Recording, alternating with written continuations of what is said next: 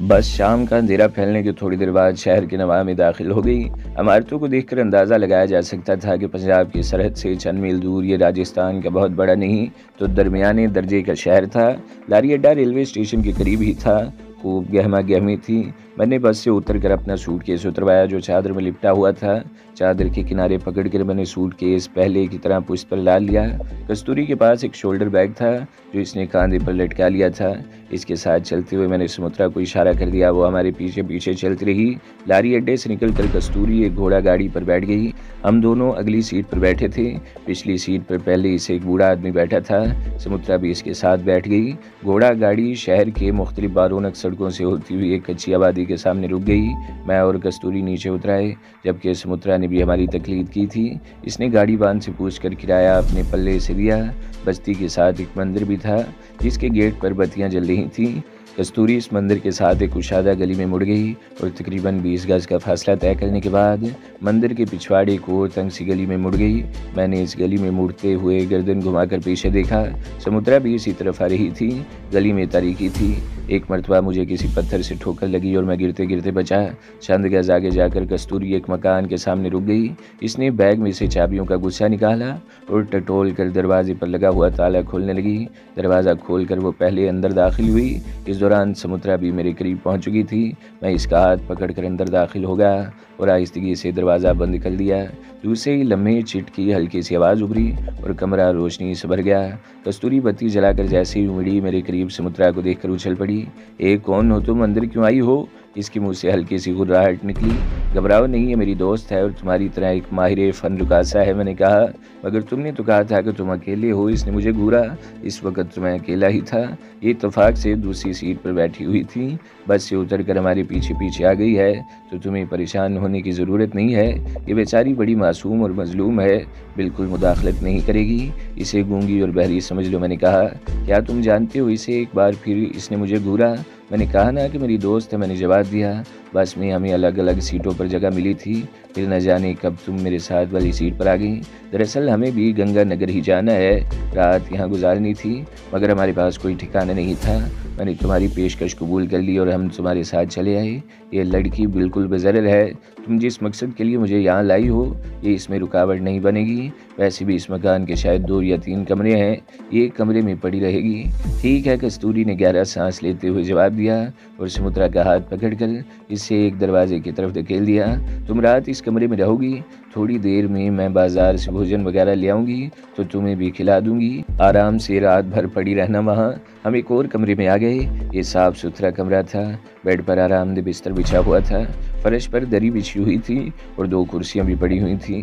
आतशदान के कॉर्नर्स पर आराइश की चंद और चीज़ों के अलावा हनुमान की पीतल की एक मूर्ति भी रखी हुई थी। बैठो, मैं शंकर को बुलाती हूँ ताकि वो हमारे लिए खाना वगैरह ले आए। कस्तूरी ने कुर्सी की तरफ इशारा किया और मकान से बाहर चली गई। इसकी वापसी में 10 मिनट से ज़्यादा नहीं लगे। वो मेरे सामने बड़ी बेहिजाबी से बैठ गई। मेरी नज़रें बार बार इसकी तरफ उठ गईं। कस्तूरी बता रही थी कि वो एक काश्तकार की बेटी है। इसे बचपन ही से नाच गाने का शौक़ था। ज़रा बड़ी हुई तो इसने हनुमानगढ़ ही के एक गुरु से रक्स और गायकी की बाकायदा तालीम हासिल कर ली। 16 साल की उम्र में इसने सबसे पहले यहीं के हनुमान मंदिर में अपनी रक्स का मुजाहिरा किया। कुछ अरसा तक वो मंदिर में ही अपने फ़न का मुजाहिरा करती रही। फिर अपने गरीब माँ बाप की माली इमदाद करने के लिए एक मुकामी होटल में डांस प्रोग्राम करने लगी। मगर मंदिर का पुजारी गुलाब सिंह इसे दोबारा मंदिर में ले आया। गुलाब सिंह कई रोज़ तक इसे पामाल करता रहा। इसके कोमल और हसीन बदन को अपने भद्दे और गंदे जिस्म तले रोनता रहा। इस दौरान वो तहखाने ही में कैद रही थी। गुलाब सिंह पूजा के वक्त मंदिर में जाता और वापस आकर शराब के नशे में धुत होकर इसे भेड़िए की तरह नोचने और बम्बोड़ने लगता। इस दौरान कस्तूरी ने 1-2 मरतबा तहखाने से भागने की कोशिश की थी मगर हर मरतबा पकड़ी गई और गुलाब सिंह ने उसे धनक कर रख दिया। गुलाब सिंह ने कई रोज़ बाद इसे तहखाने से बाहर निकाला और ये धमकी दी कि अगर इसने इसके बारे में ज़ुबान खोली तो इसे ज़िंदा नहीं छोड़ेगा। कस्तूरी कुछ अरसे बेदिली से मंदिर में रक्स का मुजाहिरा करती रही। फिर वहाँ से भाग निकली। इसने मंदिरों के पुरोहितों और पुजारियों के बारे में बहुत कुछ सुन रखा था लेकिन इसे कभी यकीन नहीं आया था और जब अपने साथ वो सब कुछ बीती तो इसे धर्म से नफरत हो गई। मंदिर से भागकर इसने एक ठाकरे के यहाँ पनाह ले ली। ठाकर बहुत ताकतवर था। गुलाब सिंह में इसका मुकाबला करने की हिम्मत नहीं थी। अलबत्ता इसे यह ख़तरा ज़रूर था कि कस्तूरी इसका राज खोल देगी। अगर ऐसा हुआ तो ठाकर इसे जेल में डलवा देगा। लेकिन कई रोज़ गुजरने के बाद भी जब कुछ नहीं हुआ तो गुलाब सिंह मुतमईन हो गया कि कस्तूरी इसके बारे में ज़ुबान नहीं खोलेगी। ठाकर की बीवी और 2 छोटे बच्चे थे। हवेली बहुत बड़ी थी। इसने एक अलग थलग कमरा कस्तूरी को भी दे दिया। ठाकरों में दाश्ताएँ रखना भी बड़ी शान की बात समझी जाती है, इसलिए ठाकर की बीवी को भी हवेली में कस्तूरी की मौजूदगी पर कोई एतराज़ नहीं हुआ था। कस्तूरी 1 साल तक ठाकर की रखेल बनकर रही। फिर आज़ादी हासिल करके गंगानगर अपने ताऊ के पास चली गई। गांव में माँ बाप के पास इसलिए नहीं गई थी कि पुजारी गुलाब सिंह परेशान करेगा, जबकि गंगानगर में ताऊ के पास इसे ऐसा कोई खतरा नहीं था। मेरा वो ताऊ दरअसल मेरे पिताजी का चचाजाद भाई था, कस्तूरी बता रही थी। गंगानगर में इसका अखाड़ा था। वो अपने इलाके का बड़ा नामी गिरामी पहलवान था। इलाके में इसका रौब भी बहुत था। इसलिए मैं इसके पास आई थी कि गुलाब सिंह मेरा कुछ नहीं बिगाड़ सकेगा और ताऊ के पास मुझे हर किस्म की सुरक्षा मिलेगी। ताऊ उम्र में मेरे पिताजी से 4-5 साल बड़ा था, मगर वो कसरत किया करता था। उम्र में भी छोटा लगता था और बड़ा ठोस जिस्म था इसका। ताऊ के पास रहते हुए पुजारी गुलाब सिंह या कोई और तो मेरा कुछ नहीं बिगाड़ सका। मगर एक रोज़ ताऊ ने भंग पीते हुए मुझे दबोच लिया। मैं इसकी बेटी समान थी, लेकिन इसने मेरी मिन्नत समाजत और चीखों पुकार की कोई परवाह नहीं की और रात भर मेरे जिस्म से खेलता रहा। और फिर ये रोज़ का मामूल बन गया। वो भंग पीता और मेरे खूबसूरत जिस्म से खेलता रहता। मैं अपने ताऊ से तंग आ चुकी थी और फिर एक रोज़ इसने अपने एक दोस्त को भी इस दावत में शामिल कर लिया। गुलेर सिंह एक होटल का मालिक था। वो भी बहती गंगा में हाथ धोता रहा और फिर वो मुझे ताऊ के कब्जे से निकाल कर ले गया। गुलेर सिंह हमदर्दी की बिना पर मुझे ताऊ के शिकंजे से निकाल कर नहीं लाया था। इसके अपने कुछ मकासद थे। इसने अपने होटल में स्टेज तैयार करवाया और मैं वहाँ रक्स करके ग्राहकों का दिल बहलाने लगी। हनुमान मंदिर के पुजारी गुलाब सिंह को मौका मिल गया। उसने एक बार फिर मुझ पर कब्जा जमाने की कोशिश की। वो मुझे ज़बरदस्ती यहाँ से ले जाना चाहता था, मगर गुलेर सिंह के हाथों मारा गया। गुलेर सिंह भी गिरफ्तार हो गया और इसे कत्ल के जुर्म में उम्र कैद की सज़ा हो गई। मेरा ख्याल था कि अब मुझे इन झमेलों से मुक्ति मिल जाएगी, मगर मेरी आशा पूरी न हुई। गुलेर सिंह का बेटा रघबीर सिंह शायद बहुत अरसे से किसी ऐसे ही मौके की तलाश में था। इसे ये भी हया नहीं आई कि मैं इसके पिता के इस्तेमाल में रह चुकी हूँ। वो बेगैरत बाप की तरह मेरे जिस्म से खेलता रहा। मैं सोने की चिड़िया थी। रघबीर सिंह की हवस की आग भी बुझाती और इसके लिए कमाई का जरिया भी थी। मेरी वजह से इसका होटल खूब चल रहा था। 1 साल के अंदर अंदर इसने होटल को नाइट क्लब बना लिया। मैंने 1-2 मरतबा भागने की कोशिश की थी, मगर कामयाब नहीं हो सकी और आखिरकार मैंने हालात से समझौता कर लिया, क्योंकि मैं जानती थी कि जहाँ जाऊँगी मेरे साथ यही कुछ होगा। कस्तूरी चंद लम्हों को खामोश हुई, फिर बात जारी रखते हुए कहने लगी, मैं मुस्तकिल तौर पर रघबीर ही के पास रहने लगी। महीने में 1 मरतबा यहाँ आकर हनुमान मंदिर में रक्स करती। 2-3 महीने माता पिता से मिलने के लिए गाँव भी चली जाती हूँ। इनकी ज़मीन महाजन के पास गिरवी रखी हुई है। वो 20 साल से कर्जा अदा कर रहे हैं, मगर सूद ब्याज के चक्कर में वो कर्जा आज भी असल से कई गुना ज़्यादा है। मैं अपने माता पिता की थोड़ी बहुत मदद कर देती हूँ, जिससे इनका गुजारा हो जाता है। मैं 2 दिन पहले गाँव गई थी। वापसी पर मेरा यहाँ रुकने का कोई इरादा नहीं था। रात 11 बजे एक ट्रेन गंगानगर जाती है, इससे चली जाती, मगर बस में तुम्हें कुछ देखकर मेरी नीयत डामाडोल हो गई और मैंने रात यहाँ रहने का फैसला कर लिया। लेकिन मुझे नहीं मालूम था कि कबाब में एक अदद हड्डी भी मौजूद है। वो हड्डी बिल्कुल बेज़रे है। मैंने मुस्कुराते हुए कहा। कस्तूरी की बातों ने मुझे बेहद मुतासिर किया था। इस जैसी जवान और हसीन लड़की के लिए इज्जत की ज़िंदगी गुजारना बाकी बहुत मुश्किल था। वो हवस परस्तों के हाथों का खिलौना बनी हुई थी। मैंने सुमित्रा को भी इसी कमरे में बुला लिया। कस्तूरी ने नाक भून तो चढ़ाई थी, मगर चंद मिनट बाद इसने सुमित्रा को कबूल कर लिया और वो दोनों जल्दी एक दूसरे से बेतकल्लुफ़ हो गई। सुमित्रा सूरत हाल को समझ रही थी। इसके दिल में ऐसी कोई बात नहीं आई, बल्कि वो खूबसूरती से कस्तूरी को शीशे में उतारने की कोशिश कर रही थी। सुमित्रा ने बड़ी होशियारी से कस्तूरी से बहुत कुछ मालूम कर लिया। हनुमानगढ़ रेलवे जंक्शन भी था। यहाँ से एक लाइन गंगानगर और दूसरी हथिंदड़ की तरफ जाती थी। गंगानगर के लिए एक ट्रेन रात 11 बजे निकलती थी, दूसरी सुबह 6 बजे, जबकि हथिंदड़ के लिए एक ट्रेन सुबह 5 बजे और दूसरी दोपहर 12 बजे चलती थी। बातों के दौरान कस्तूरी कुछ ज़्यादा ही बेतकल्लुफ़ हो गई। उसने सुमित्रा को वाकई बेज़रर और अहमक समझ लिया। इसकी मौजूदगी की परवाह भी नहीं की। मैंने 1-2 मरतबा सुमित्रा की तरफ भी देखा। इसके अंदाज में बेचैनी और आंखों में अजीब सी उलझन नजर आ रही थी। और फिर बाहर वाले दरवाजे पर दस्तक की आवाज़ सुनकर कस्तूरी मुझसे अलग हट गई। शायद शंकर खाना ले आया है। वो बेड से उठकर दरवाजे की तरफ बढ़ते हुए बोली, बड़ी हराफा औरत है, जल्द से जल्द इससे पीछा छुड़ाना होगा। सुमित्रा ने मेरी तरफ देखते हुए सरगोशी में कहा, बस आज की रात है, सुबह होते ही हम यहाँ से निकल जाएंगे। मैंने जवाब दिया। आंगन में कदमों की आहट सुनकर हम खामोश हो गए। चंद सेकंड्स बाद कस्तूरी और एक आदमी के साथ अंदर दाखिल हुई। वो आदमी दरमियाने कद और भारी भरकम जिस्म का मालिक था। सरगंजा था, मगर दरमियान में एक बालिश्त लंबी चुटिया सांप की तरह लहरा रही थी। माथे पर कुचका लगा हुआ था। इसने मखसूस अंदाज में धोती बांध रखी थी, मगर जिस्म के बलाई हिस्से पर कोई लिबास नहीं था। गले में 3-4 रंग बिरंगी मालाएं और कलाइयों में लोहे के कड़े पहन रखे थे। इसके सुलिये से इसके कट्टर हिंदू होने का अंदाज़ा लगाया जा सकता था। इसने दोनों हाथ में पीतल का एक बड़ा सा थाल उठा रखा था, जिसमें खाने पीने की चीज़ें रखी हुई थी। कमरे में दाखिल होते इसकी नज़र पहले मेरी तरफ उठी और फिर समुद्रा के चेहरे पर जम गई। मैंने इसकी आंखों में अजीब सी वहशत उभरती देखी। समुद्रा भी एक झटके से उठकर खड़ी हो गई। इसका चेहरा खौफ से धुआं हो रहा था। कस्तूरी के साथ खाने लेकर आने वाला वो शख्स दयाल शंकर था। समुद्रा को देखकर इसके चेहरे पर खौफ के साए लहरा गए। इसके हाथ कांपने लगी और थाल इसके हाथ से छूटकर नीचे गिरा। एक जोरदार चनाके की आवाज़ उभरी और सारी चीज़ें ज़मीन पर बिखर गईं। ये आतंकवादी हैं, भागो! वो चीखता हुआ दरवाजे की तरफ लपका। समुद्रा और दयाल शंकर की हालत देखकर मैं अब तक मबहूत सा बैठा था। कोई बात मेरी समझ में नहीं आ रही थी कि वो एक दूसरे को देखकर इतना बदहवास और खौफज़दा क्यों हो गए थे। लेकिन जब आतंकवादी यानी दहशतगर्द कहते हुए दरवाजे की तरफ भागा तो मैं अभी जैसे होश में आ गया। नाजी, पकड़ो इसे, बाहर न जाने पाए! समुद्रा चीखी। मैं अपनी जगह से उछला और किसी परिंदे की तरह उड़ता हुआ दयाल शंकर से टकराया, लेकिन वो धक्का देकर दरवाजे के बाहर जा गिरा और फिर दूसरे लम्हे इसने उठकर बाहर की तरफ दौड़ लगा दी। मैं भी इसके पीछे लपका। दयाल शंकर बैरूनी दरवाजे के करीब पहुंचा था। मैंने एक बार फिर छलांग लगा दी और इसके ऊपर गिरा। वो आगे दरवाजे से टकरा गया। मैंने इसकी चुटियां पकड़ ली और इसे जोर से पीछे खींचने लगा। वो अपने आप को छुड़ाने की कोशिश कर रहा था, मगर मेरी गिरफ्त बहुत मजबूत थी। मैं इसे पूरी कुव्वत से पीछे खींच रहा था ताकि वो दरवाजे से बाहर न निकल सके। और फिर मेरे सर पर धमाका सा हुआ। ज़रब बड़ी शदीद थी। मेरा दिमाग झंझना उठा और फिर मेरा जहन तारीकी में डूबता चला गया। सर पर लगने वाली ज़रब बड़ी ज़ोरदार थी।